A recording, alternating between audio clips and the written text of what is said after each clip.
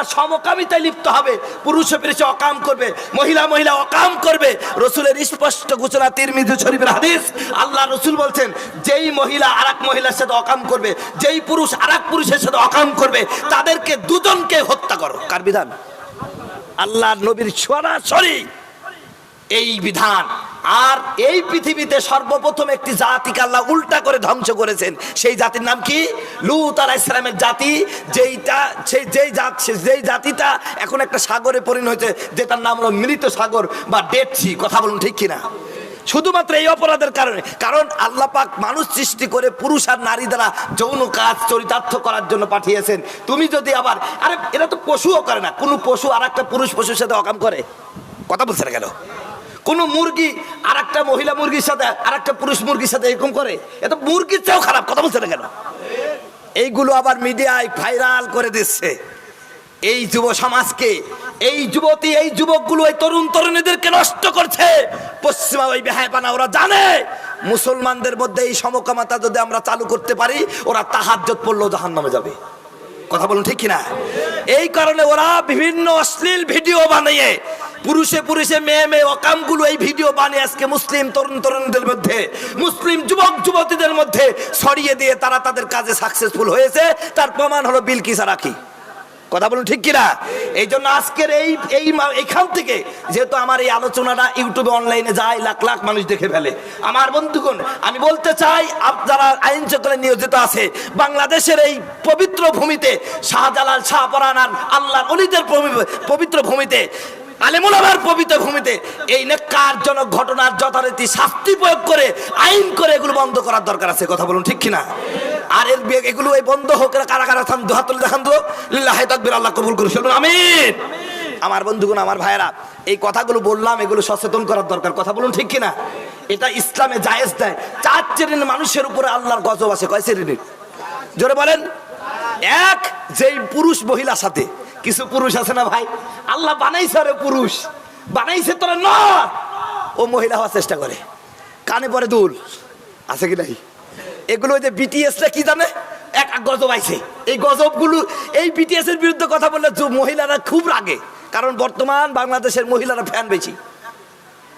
ওই যে ওরা সব পুরুষ, কিন্তু ওরা কখনো সাজছে পুরুষ, কখনো সাজছে মহিলা। কথা বলে না কেন? কান ফুড়াই, কান ফুড়ানো যায় আছে, হাতে দেয় চুরি, হাতে কি দিচ্ছে? চুরি। নাক ফুড়াচ্ছে, তারপরে চুল মহিলাদের মতন করতেছে। কথা বলুন ঠিক কিনা? এগুলো গজব। আল্লাহ রসুল বলছেন ওই পুরুষের উপরে গজব নাজিল হয় যেই পুরুষটা মহিলা সাজে। আবার রসুল বলছেন, এক বললাম 4 পুরুষের 4 শ্রেণীর মানুষের উপর গজব নাজিল হয়। কয় শ্রেণী? এক, যেই পুরুষ মহিলা সাজে। 2 নাম্বার, যেই মহিলা পুরুষ সাজে।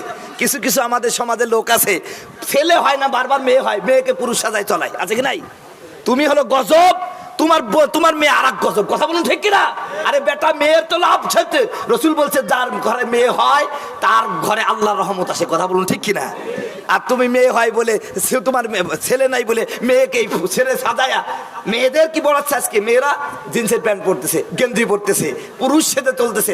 রসুল বলতেছেন এই মহিলা যতক্ষণ পর্যন্ত পুরুষ সেজে থাকে, ততক্ষণ পর্যন্ত আল্লাহর গজব তার প্রতি নাজিল হতে থাকে। কথা বলুন ঠিক কিনা?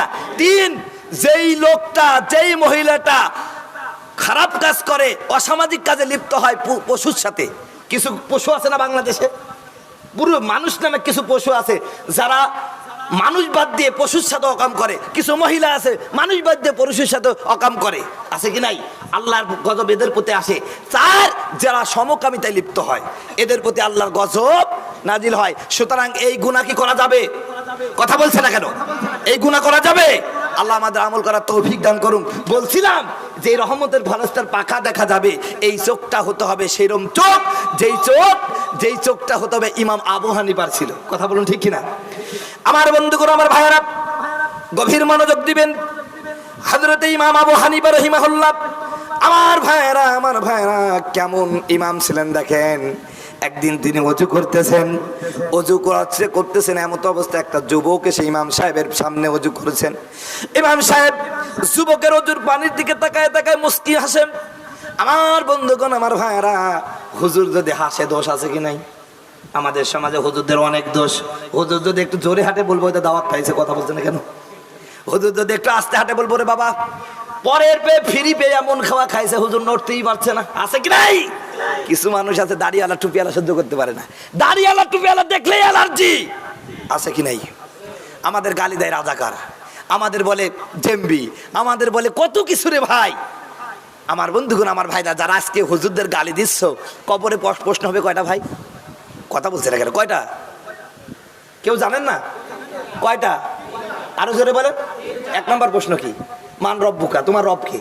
2 নম্বর প্রশ্ন মান দিনুকা, তোমার দিন কি? 3 নম্বর প্রশ্ন হলো অমা কুমতা তাকুলু ফি হাযার রাসূল কি? হাদিসের 2টা ইবারত এসেছে। 1 নম্বর ইবারত হলো আল্লাহ রসুল, আল্লাহর রসুল বলতেছেন কবরের মধ্যে আমাকে সশরীরে দেখানো হবে, বলেন সুবহানাল্লাহ। অথবা রসুলের একটা পিকচার দেখানো হবে। বলুন তো আজকে যারা দাড়িওয়ালা টুপিওয়ালা দেখলে রাজাকার বলে, রসুলের মাথায় টুপি আছে কি নাই? কথা কয় না কেন? আছে কি নাই? রসুলের মুখে দাড়ি আছে কি নাই? রসুলের গায়ে জুব্বা আছে কি নাই? এখন যারা জুব্বা টুপি দাড়িওয়ালা টিকলে অ্যালার্জি হয়, রাজাকার রাজাকার বলে টকসই গালি দাও সারি আর কবির মুনতাসির মামুন, কবরের মধ্যে কি বলবা? কথা বলছে না কেন? ওখানে যদি রাজাকার বলো তাহলে ফেরেশতা খাইতে হবে ভাই, ও তো পেদানি এমন দেয়া দেবে, সেই দিন বুঝবা। আর মনে রেখো হুজুর ছাড়া কোনো গতি, হুজুর ছাড়া তোর জানাজা কেউ পড়বে না, হুজুরে ছাড়া তোরে দাফন দিবে না। কথা বলুন ঠিক কিনা? এই এলাকার যদি হুজুর না যায় জানা যায়, আপনারা কি যাবেন? কথা বলছে না কেন? হুজুর ছাড়া তোর জানাজা কেউ পড়বে না, হুজুরে ছাড়া তোরে দাফন দিবে না। সারা জীবন করলি রে তুই যে হুজুরকে ঘৃণা, ওই হুজুরকে লাগতে পারে সেটা ভাবলি না।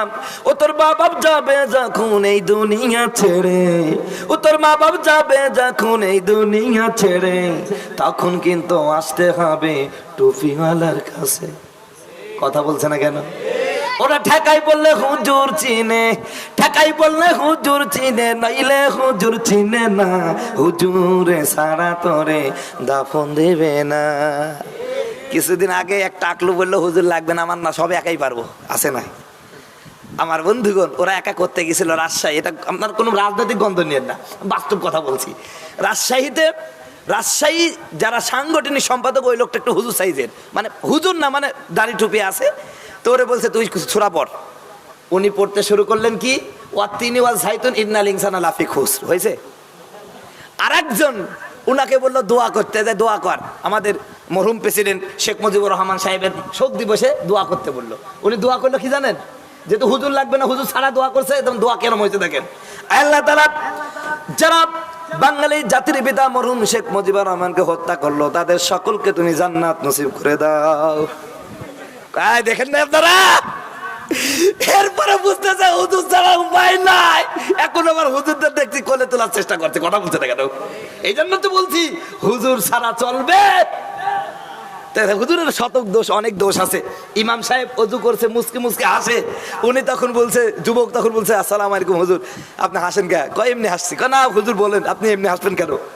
কয় বাবা হাসতেছে এই কারণে, তুমি যে অজু করতেছো, তোমার অজুর পানি দিয়ে যাতে গুনাহগুলো ঝরে যায়, ওগুলো আমি ইমাম আবু হানিফা দেখতে পাচ্ছি। বলেন সুবহানাল্লাহ। এগুলা কিন্তু হাদিস কোরআন না, তার জীবনীতে এসেছে। ইমাম আবু হানিফা একজন উল্লেখযোগ্য তাবে। কথা বলুন ঠিক না?